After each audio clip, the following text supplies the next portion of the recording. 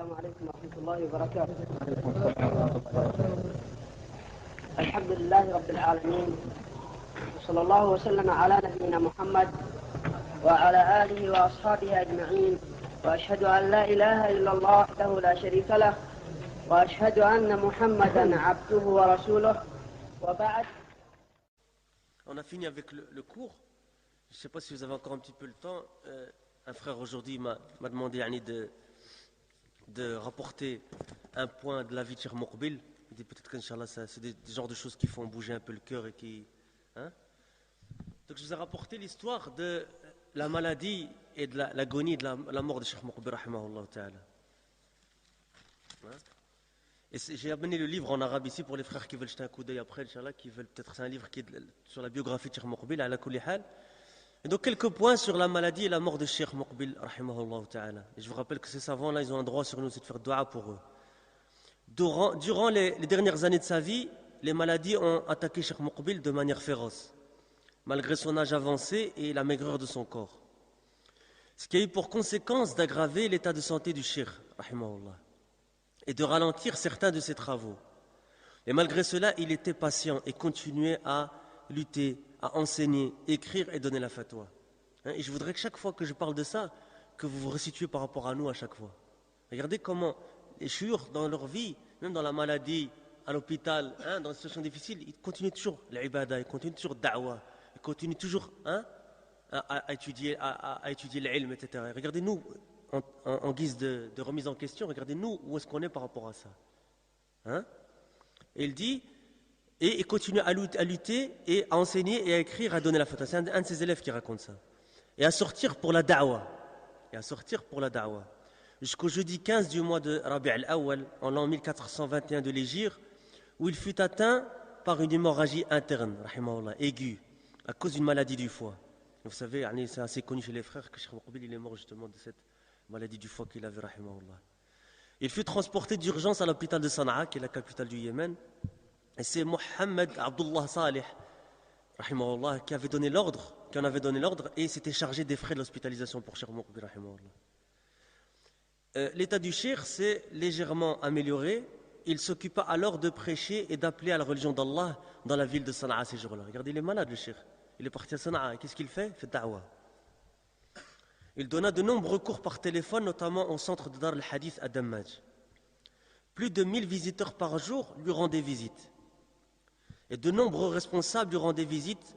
Il y eut beaucoup de bien dans ces visites, à tel point qu'un jour, un militaire de faction, qui était de garde, il dit: qui est ce cheikh que tous les gens visitent? Il pensait que c'était le chef d'une tribu ou un haut dignitaire. Et comme dit le cheikh ici qui rapporte l'histoire, il dit: il ne savait pas que c'était l'élévation en degré par la science. Il cite le verset du Coran dans Surat al-Mujadala: yarfa'illahu alladhina amanu minkum alladhina utul ilma darajat. Et la traduction rapprochée approximative, c'est: Allah élèvera en degré ceux d'entre vous qui auraient cru, qui auront cru, et ceux qui auront reçu le savoir. Mujadala, verset 11. Cheikh fut conseillé ensuite de quitter le Yémen afin de se faire soigner.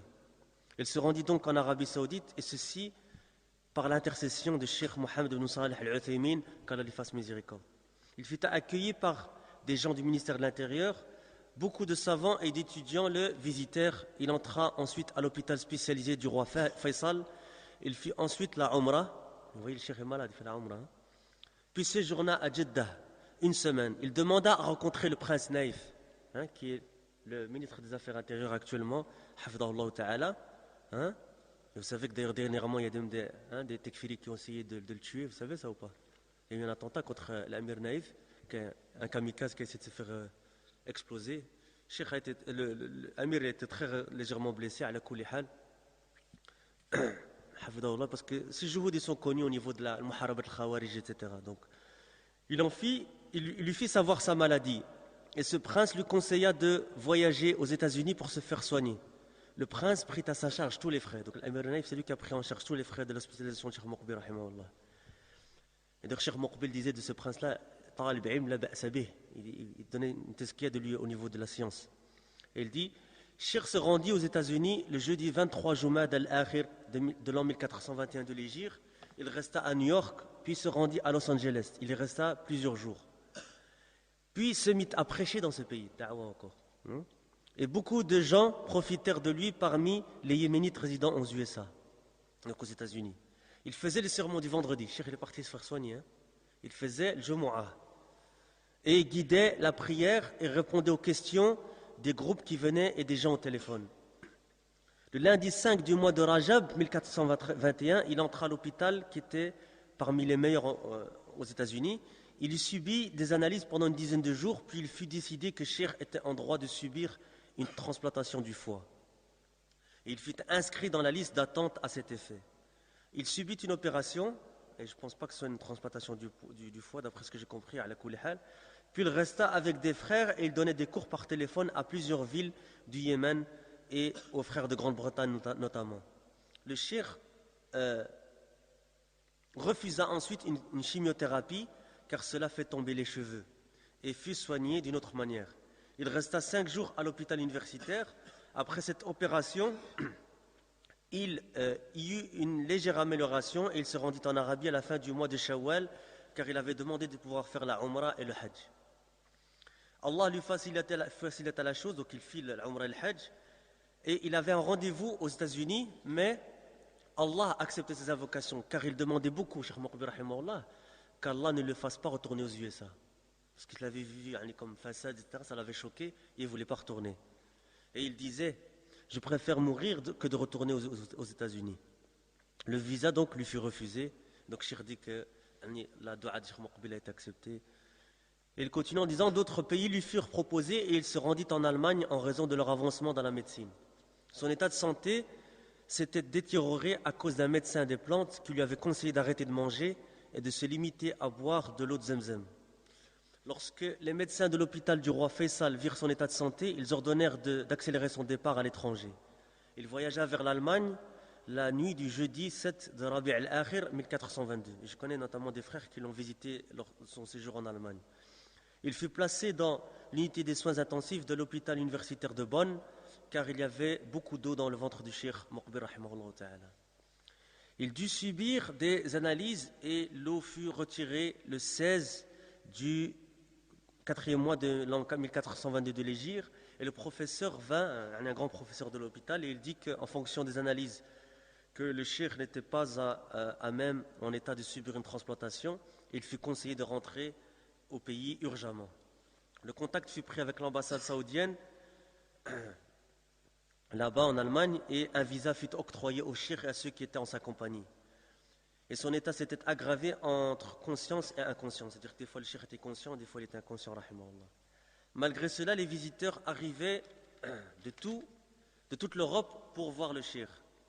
Il demanda à ceux qui étaient avec lui de lire le chapitre des invocations, Kitab al-Adhkar de Riyad Salihin, qui s'y trouve, pour le bien qui s'y trouve.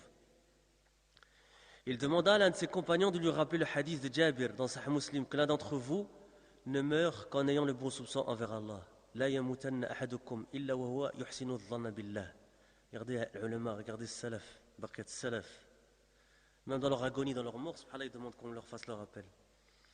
Et il disait, oh Allah, fais-moi vivre si la vie est meilleure pour moi et fais-moi mourir si la mort est meilleure pour moi. Il écrit ensuite sa wasiyya, sa recommandation, dans laquelle il demanda notamment d'être enterré au cimetière d'Al-Adl, près de Cheikh Ibn Baz, Cheikh Al-Uthaymin et de Cheikh Ibn Humayd, rahimallahu al-jami'. Puis il voyagea vers l'Arabie, il arriva à Jeddah et fut accueilli aux urgences de l'hôpital du roi Faisal. Le matin du 26 du 4 1422, il entra dans un coma constant. Et Cheikh Abdelaziz al-Juhani lui fit talqin al-shahada. Vous savez c'est quoi talqin al-shahada?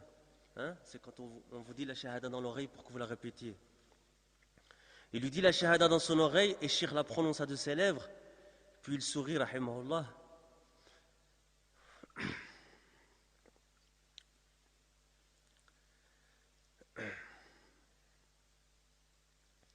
Et les gens pensèrent qu'il allait rire et parler.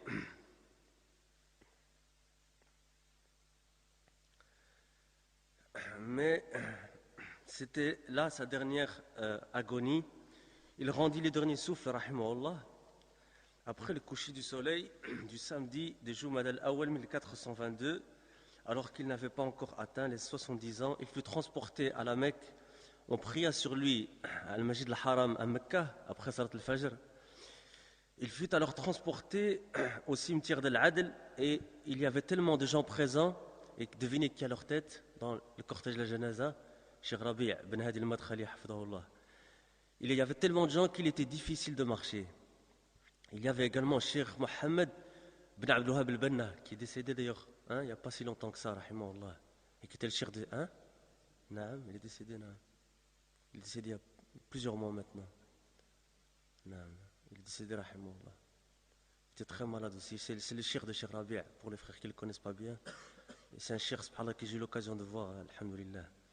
Et Cheikh Salih ibn Abdullah ibn Humayd, فرحمه الله شيخنا مقبل وعلماء الدعوة وعلماء المسلمين. Et dua aussi pour les sœurs en général qui sont enceintes, et notamment des sœurs qui ont des complications dans leur grossesse. N'oubliez pas les frères et les sœurs dans vos da'wa. Wa jazakumullahu khairan wa subhanakallahumma bihamdika ashhadu an la ilaha illa anta astaghfiruka wa atubu ilayk.